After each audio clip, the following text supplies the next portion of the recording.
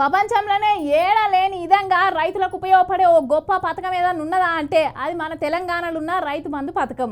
రైతు పెట్టుబడి కింద సర్కారు వాళ్ళు ఇచ్చే ఆసరా పథకం. ఇక 6 నెలల కోపారి రైతుల ఫోన్లు టింగ్ టింగ్ అని మోగేది. ఆ పైసలతోటే రైతులు ఎరువులు ఇత్తనాలు తెచ్చుకునేది. ఇప్పుడు గా పైసల గురించేనుల్లా రైతులంతా ఎదురు చూస్తూ ఉన్నారు.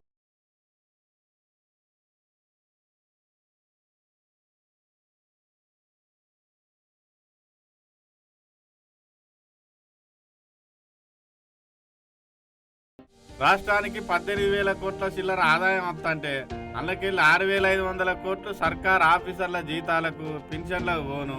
మిగిలిన 6,500 కోట్లతోని గత 10 ఏళ్ళ బీఆర్ఎస్ సర్కార్ చేసిన 7 లక్షల కోట్ల అప్పుకు మిత్తి కట్టంగా ఇంకా మిగిలిన 5,000 కోట్ల రూపాయలతోని కాంగ్రెస్ పార్టీ ఇచ్చిన 6 గ్యారంటీలు ఒక్కొక్కటి అమలు చేస్తుంది సర్కారు.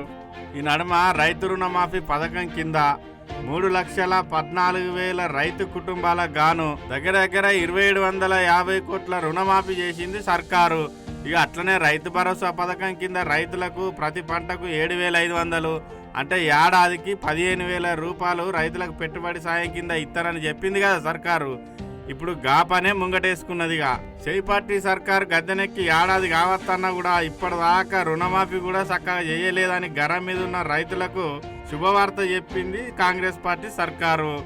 గా శుభవార్త ఏంటంటే సంక్రాంతికి రైతు ఖాతాలల్లో రైతు భరోసా నిధులు జమ చేస్తామని ప్రకటించిండు సీఎం రేవంత్ రెడ్డి సారు.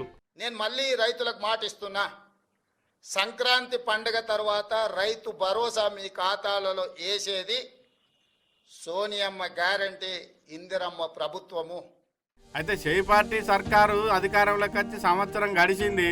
ఇప్పటికే రైతులు 2 పంటలు వేసుకున్నారు, అయిపోయింది. మరి 2 పంటలకు కలిపి ₹1 కూడా రైతు భరోసా ఇయ్యలేదు. ఈ ఏడాది కలుపుకొని ఇస్తారా లేకపోతే ఈ ఏడాదికి ఎగనామం పెట్టి వచ్చే సంవత్సరం నుండి అమలు చేస్తారా చూడాలి. గాని రైతులు మాత్రం సర్కారుకు అప్పించినట్టుగానే లెక్క చేసి మరి 15,000 రూపాయలు సర్కారు మాకు బాకీ ఉన్నదని అన్ని సన్నం రకాలకు 500 బోనస్ ఇస్తానని కొన్నింటికే ఇస్తాను.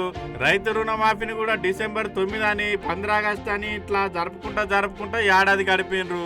ఈ రైతు బంధు సాయం అన్నమాట ప్రకారం సంక్రాంతికి ఇస్తారో లేకుంటే వాయిదా పెడతారో గాని రైతన్నలు మాత్రం ఈ ఏడాది 15,000 కూడా కలుపుకొని ఇయ్యాలని యావత్ తెలంగాణ రైతాంగం కోరుతుంది తెలంగాణ సర్కార్ను.